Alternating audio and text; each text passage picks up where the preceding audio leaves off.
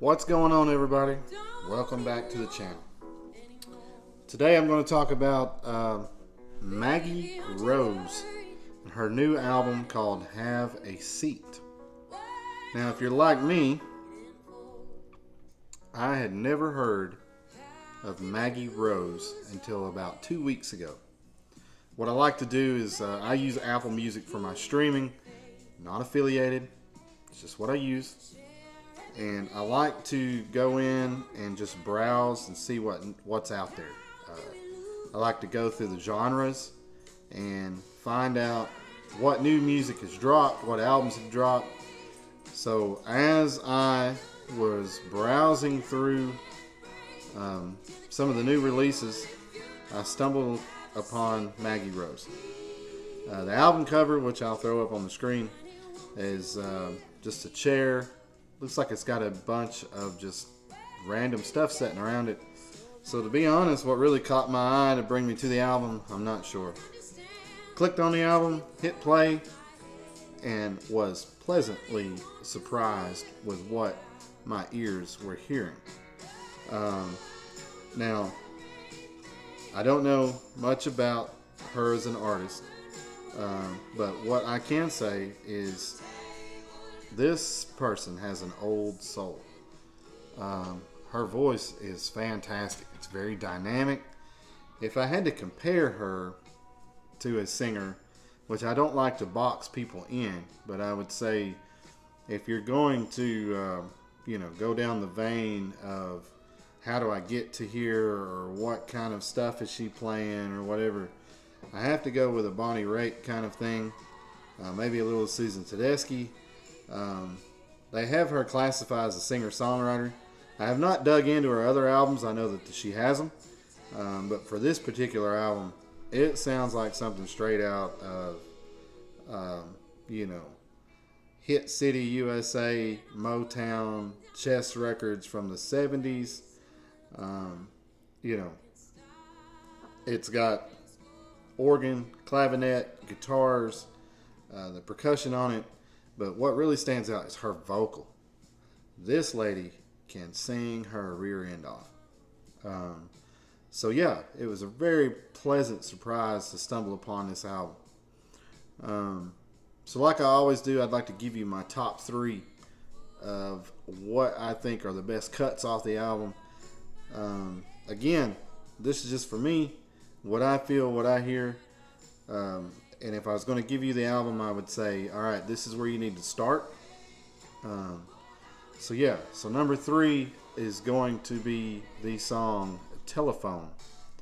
Telephone is the number 10 track on the album, and it runs 2 minutes 56 seconds. Now, Telephone, when I first heard it starting out, all I could think was Sly and the Family Stone, or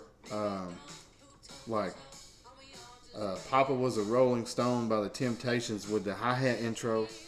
But when her vocal kicks in, she hits you like a ton of bricks, and she's coming at you. So the tempo is upbeat. It's got that Sly and the Family Stone kind of groove to it.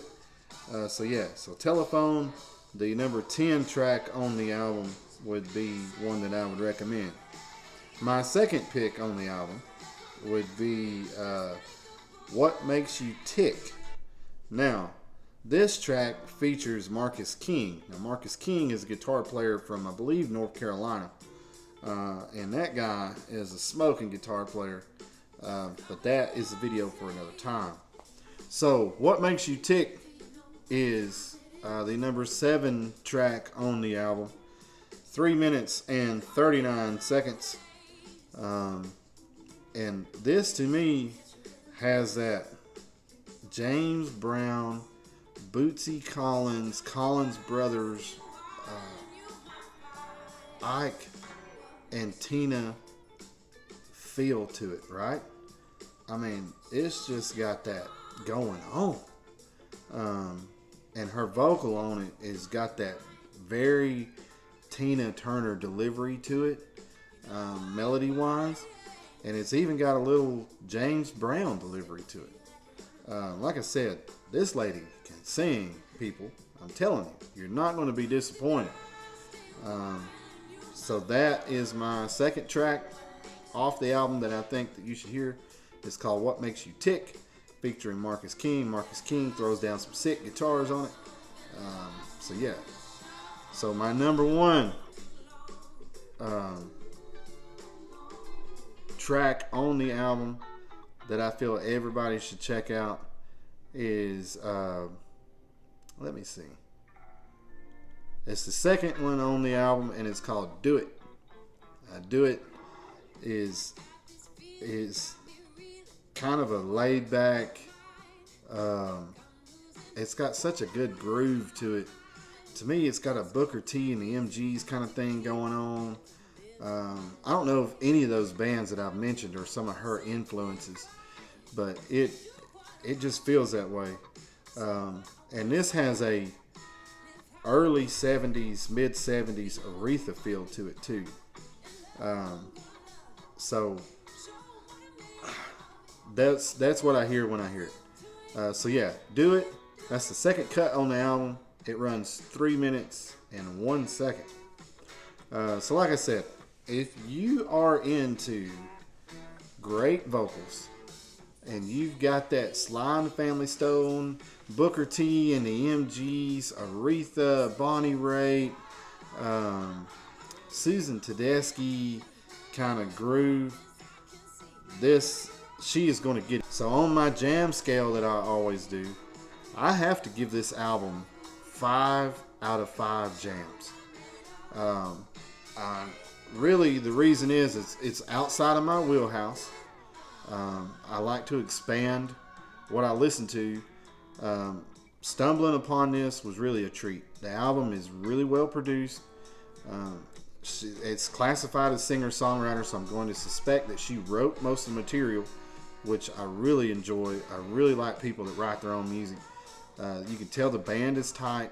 You can tell that they play well together. They actually play their own instruments. I don't hear any synthesized, mixed BS on this album. This is straight live music that's got that old soul feel, but it's new. I highly recommend it.